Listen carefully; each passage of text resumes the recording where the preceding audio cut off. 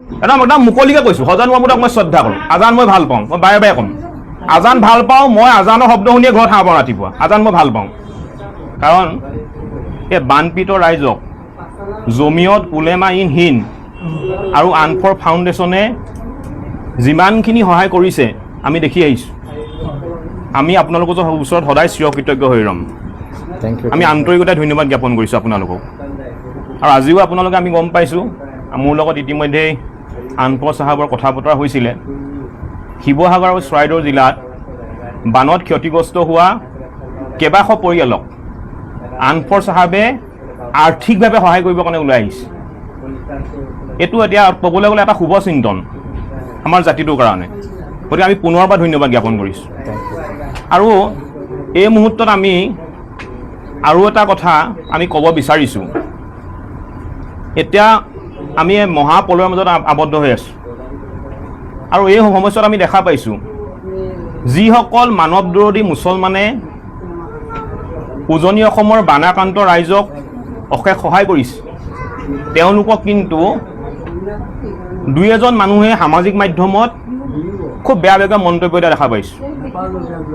ৰবীন দে নামৰ এটা বঙালী সম্প্ৰদায়ৰ এজন যুৱক ৰবীন দে বুলি কয় তেওঁ ছদ্মনাম ৰাতুল কলিতা নামৰ এটা ছদ্মনাম লৈ তেওঁ আমাৰ এইসকল মানৱ বিৰোধী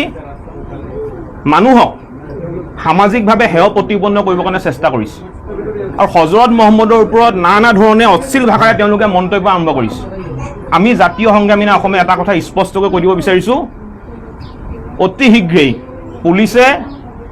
এই ৰাতুল কলিতাৰ ওপৰত যি ছদ্মনাম লৈ আছে অৰিজিনেল নাম হৈছে ৰবীন দে এওঁৰ ওপৰত অসম আৰক্ষীয়ে বিহিত ব্যৱস্থা গ্ৰহণ কৰিব লাগিব এই বঙালীয়ে অসমীয়াৰ নাম লৈ আমাৰ অসমীয়া মানুহৰ মাজত হিন্দু মুছলমান মানুহৰ মাজত বিভাজন আনিবলৈ চেষ্টা কৰিছে এইটো কোনো কাৰণতে গ্ৰহণযোগ্য নহয় হজৰত মহম্মদক যোনে অপমান কৰিব কোনো কাৰণতে গ্ৰহণযোগ্য হ'বই নোৱাৰে মই আগতে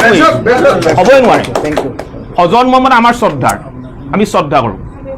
একদম মুকলিকে কৈছোঁ হজৰত মহম্মদক মই শ্ৰদ্ধা কৰোঁ আজান মই ভাল পাওঁ মই বাৰে বাৰে ক'ম আজান ভাল পাওঁ মই আজানৰ শব্দ শুনিয়ে ঘৰত হাঁহ পাওঁ ৰাতিপুৱা আজান মই ভাল পাওঁ আৰু আমাৰ অসমৰ প্ৰতিজন মানুহে যি হিন্দুৱে হওক বা মুছলমানেই হওক অসমীয়া জাতিক ভাল পোৱা প্ৰতিজন স্বাভিমানী মানুহে কিন্তু হজৰত মহম্মদে হওক বা শ্ৰীমন্ত শংকৰদেৱ হওক বা মাধৱদেৱে হওক প্ৰতিজন গুৰুক আমি ভাল পাওঁ সকলোৱে ভাল পায় কিন্তু এচাম মানুহে ছদ্মনাম লৈ আমাৰ অসমীয়া জাতিৰ মাজত বিভাজন আনিবলৈ চেষ্টা কৰিছে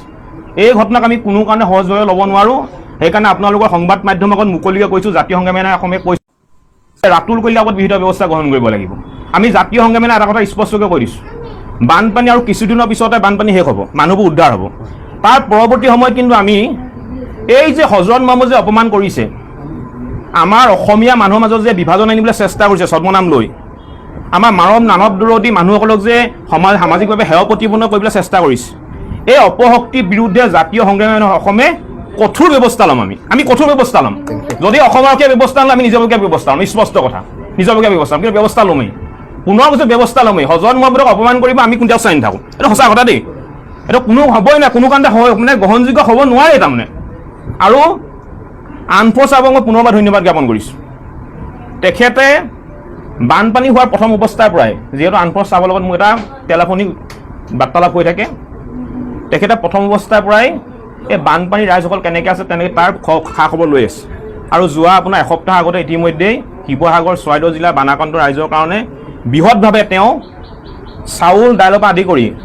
এটা পৰিয়ালৰ কাৰণে যিখিনি অত্যাৱশ্যকীয় সামগ্ৰী গোটেই সামগ্ৰীখিনি প্ৰদান কৰিছে গতিকে আমি জাতীয় সংগ্ৰামী অসমৰ পৰিয়ালৰ তৰফৰ পৰা আপোনাক আন্তৰিকতাৰে ধন্যবাদ জ্ঞাপন কৰিছোঁ আমি এইটোৱে বিচাৰিছোঁ তেওঁ সুস্বাস্থ্য কামনা কৰিছোঁ আৰু নেদেখাজনে তেওঁক এইধৰণে ৰাইজৰ কাম কৰি যাবৰ কাৰণে শক্তি দিয়ক আমি তাৰ কামনা কৰিছোঁ জয় আই অসম জয় আই অসম জয় আই অসম জয় আই অসম জয় আই অসম জয় আই অসম জয় আই অসম